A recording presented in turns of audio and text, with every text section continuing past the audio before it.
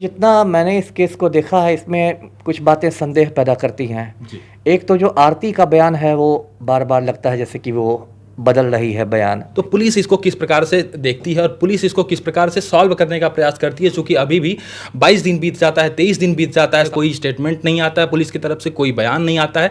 सवाल इस पे कर रहा हूँ, किस तरीके से जाँच किया जाता है? केस को ब्लाइंड केस कहते हैं, जिसमें कोई भी पुलिस का को सुराग नहीं मिलता है, जिसको पुलिस की भाषा में कहते हैं कि एफआरटी नो क्लू।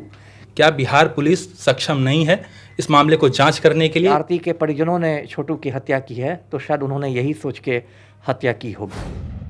अच्छा, उसको कैसे आपके यहाँ बुलाया?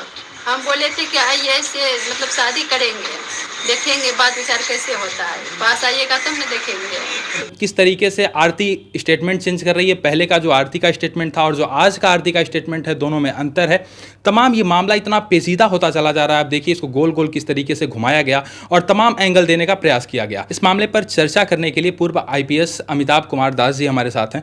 सर, बहुत बहुत स्वागत है। और सबसे पहले, चूँकि आप आईपीएस रहे हैं और तमाम इस तरीके के तमाम ऐसे केस आप देखे होंगे, और आरती और जो छोटू का प्रकरण है इसको एसआर केस में भी शुमार किया जाता है, ऐसे में आप इसको कैसे देखते हैं? क्या लगता है अभी आपको? देखिए, जितना मैंने इस केस को देखा है, इसमें कुछ बातें संदेह पैदा करती हैं। जी। एक तो जो आरती का बयान है वो बार-बार लगता है जैसे कि वो बदल रही है बयान। जी। तो इससे कुछ संदेह होता है। और एक्चुअली इस घटना के बहुत सारे पहलू हैं। एक तो पहलू देखिए ये है कि अगर आप इसमें बोले तो इसको आप ऑनर किलिंग कह सकते हैं। जी। मना कहते हैं ना कि परिवार की इज्जत के लिए जो हत्या कर दी जाती है। वैसे मैं कोई इसको ये नहीं मानता, क्योंकि इसमें इज्जत की क्या बात है। लेकिन मैं तो ऑनर किलिंग शब्द का इस्तेमाल भी नहीं करता। ये हॉरर किलिंग है, ये इतनी भयानक हत्या है, ये हॉरर किलिंग है। लेकिन आप कह सकते हैं कि यदि आरती के परिजनों ने छोटू की हत्या की है तो शायद उन्होंने यही सोच के हत्या की होगी, जो कि बहुत दुर्भाग्यपूर्ण बात है। और मैं सभी हत्यारों को चाहूँगा कि कड़ी से कड़ी सज़ा मिले। जहाँ तक मेरी जानकारी है, बिजली का करंट लगा लगा के बहुत मतलब हैवानियत के साथ हत्या हुई है। इस तरह के केस बहुत आते हैं। इसकी 2-3 वजह मैं आपको बताता हूँ। एक वजह तो ये है कि हमारा जो प्रदेश है, अभी मैं बिहार के संदर्भ में कहूँ तो बिहार का जो समाज है बहुत रूढ़िग्रस्त समाज है ना। भले बिहारी लोग 21वीं सदी में पहुँच गए हों कैलेंडर के हिसाब से, लेकिन मानसिकता के हिसाब से, सोच के हिसाब से ज़्यादातर बिहारी अभी भी 13वीं सदी में ही है। मध्ययुगीन मानसिकता है। और मध्ययुगीन मानसिकता की वजह से क्या होता है कि वो प्रेम को, मोहब्बत को वो बर्दाश्त नहीं कर सकते हैं। एक तरह का समझिए गुनाह मानते हैं। जबकि यही छोटू और आरती की बात ही देखिए, जो मेरी जानकारी है दोनों बालिग थे। अब 2 बालिग लड़के लड़की को तो हिंदुस्तान का कानून अपनी मर्जी से शादी करने की इजाज़त देता है ना। कहते हैं ना, मियाँ बीवी राजी तो क्या करेगा काजी। क्योंकि मेरा मानना है कि हमारे समाज की जो 2 बुराइयां हैं, 2 सामाजिक बुराइयां हैं बड़ी बड़ी, एक जाति प्रथा और एक दहेज प्रथा। ये दोनों बुराइयां तभी घटेंगी जब समाज में प्रेम विवाहों को बढ़ावा मिलेगा। लेकिन बिहार का समाज बहुत दकियानूस है। छोटू और आरती में तो शायद दोनों एक ही जाति के थे, लेकिन बहुत सारे केसों में मैंने देखा है कि लड़का लड़की अलग अलग जातियों के होते हैं, अंतर्जातीय प्रेम हो जाता है, तो उसमें लोगों को परेशानी हो जाती है। जी सर, अब बात करें, दोनों एक जाति के थे और बिहार में जिस तरीके से ये घटना घटी, ये घटना घटने के बाद पुलिस की क्या कार्यशैली होती है? सब चूँकि आप सेवा में रहे, तो पुलिस इसको किस प्रकार से देखती है और पुलिस इसको किस प्रकार से सॉल्व करने का प्रयास करती है? चूँकि अभी भी 22 दिन बीत जाता है, 23 दिन बीत जाता है। सवाल इस पर होना चाहिए कि सर, इस पर अभी भी कोई जाँच नहीं आता है, कोई स्टेटमेंट नहीं आता है पुलिस की तरफ से, कोई बयान नहीं आता है। सवाल इस पर कर रहा हूँ, किस तरीके से जाँच किया जाता है? तो देखिए, विशुद्ध हत्या का केस है, 302 आईपीसी का केस है। कायदे से तो पुलिस को इसमें साक्ष्य इकट्ठे करने चाहिए, जो पुलिस का अनुसंधान होना चाहिए। और जिसके भी विरुद्ध पुख्ता, मैं ये नहीं कहता कि किसी निर्दोष को पकड़ के अंदर कर दो, खाना पूरी में डाल दो, ऐसा भी पुलिस करती है, वो नहीं करना है। लेकिन जिस किसी दोषी के खिलाफ आपके पास पुख्ता साक्ष्य हैं, उसको आप नहीं छोड़िए। और यदि कोई निर्दोष है तो उसको फंसाइए भी नहीं, है ना। और इस केस में आजकल चूँकि टेक्नोलॉजी का ज़माना है, तो टेक्नोलॉजी भी बहुत महत्वपूर्ण हो गया है पुलिस के अनुसंधान में, उसकी भी भूमिका है। अब जैसे कि इस पर्टिकुलर केस में मैं कहूँ, छोटू आरती के केस में, अब जैसे आरती कह रही है कि मेरी भाभी ने छोटू को फ़ोन करके बुलाया था। अब इसका सत्यापन करना कोई बहुत कठिन नहीं है। यदि सबके पास मोबाइल है, आप मोबाइल से कॉल डिटेल्स निकाल सकते हैं। मोबाइल में तो तारीख के साथ, टाइम के साथ एक एक कॉल का रहता है, कौन कॉल आपने रिसीव किया, कौन कॉल आपने भेजा। तो मुझे समझ नहीं में आ रहा है कि 22 दिन तो काफ़ी समय हो गया, 3 हफ्ते से ऊपर हो गए। सर आपको रोकना चाहूँगा, एक सर कॉल डिटेल निकलवाने में कितना समय लगता है पुलिस को? और ऐसे देखिए तो 2 मिनट का काम है। 2 मिनट का काम है जी। आप सोचिए, जो काम 2 मिनट में हो सकता है, जो काम इजीली हो सकता है, पुलिस के लिए बहुत इजी है। कॉल डिटेल निकलवा ले, पता चल जाए भाभी निर्दोष है या दोषी है, यदि दोषी है तो उसको पकड़े। बिल्कुल बिल्कुल, वही मैंने करा। अब मैं जानता नहीं कि यदि वहाँ की पुलिस यदि शिथिल है तो शिथिलता की क्या वजह है, कई वजह हो सकती है, लेकिन ये जो कांड है ये बहुत, मैं कहूँगा कि बहुत लोमहर्षक कांड है। और इसमें आरती के परिजनों को जिन्होंने भी छोटू की हत्या की है बहुत कड़ी सजा मिलनी चाहिए, जो एक मिसाल बन जाए। जी देखिए सर, इस मामले में नो डाउट छोटू की हत्या हुई है। बहरहाल आरती झूठ बोल रही है या सच बोल रही है ये तो जांच का विषय है, लेकिन इतना दिन समय लगता है सर जांच होने में। आप सोचिए 22 दिन लगता है, 23 दिन लगता है, और एक मतलब ये मामला ऐसा नहीं है कि हाईलाइट नहीं है, पूरी तरीके से मीडिया इसको हाईलाइट करके रखी है, मिलियन से अधिक लोग देख रहे हैं और लगातार पूरे प्रदेश में खलबली मची हुई है, लेकिन फिर भी जांच नहीं हो रहा है सर। वही दुर्भाग्य की बात है, जबकि कायदे से ये होना चाहिए कि इसमें तुरंत पुलिस को जांच करनी चाहिए, तुरंत केस डायरी लिखनी चाहिए, गिरफ्तारी होनी चाहिए, पुलिस को तुरंत चार्जशीट देना चाहिए। और वहाँ के जो अररिया जिला का मामला है, जो भी लोकल एसपी हैं वहाँ के अररिया के, उनको इस मामले का स्पीडी ट्रायल कराना चाहिए। ऐसा नहीं कि चार्जशीट आपने दे दिया और कोर्ट में सुनवाई में 10 साल निकल गए, 20 साल निकल गए।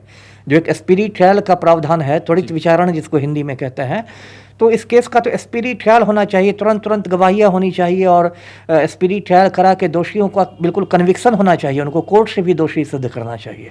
सर आपके नज़र में बात करें तो कितना दिन समय लगता है इस केस को सॉल्व करने में, कितना समय लगना चाहिए इस केस को सॉल्व करने में? देखिए ये तो पुलिस की इच्छा शक्ति पर है। ये केस कोई बहुत ज़्यादा है, कुछ केस को ब्लाइंड केस कहते हैं, जिसमें कोई भी पुलिस का कुछ सुराग नहीं मिलता है, जिसको पुलिस की भाषा में कहते हैं कि FRT नो क्लू, कि पुलिस कह रही है कि फाइनल रिपोर्ट ट्रू है, कांड हुआ था लेकिन हमें कोई सुराग नहीं मिला, सूत्रहीन कांड चला गया। ऐसे भी कुछ केस होते हैं जिससे बहुत चुनौती हो जाती है कि लाश ही की शिनाख्त नहीं होती है, कोई आने पहचानने वाला नहीं, कोई नहीं।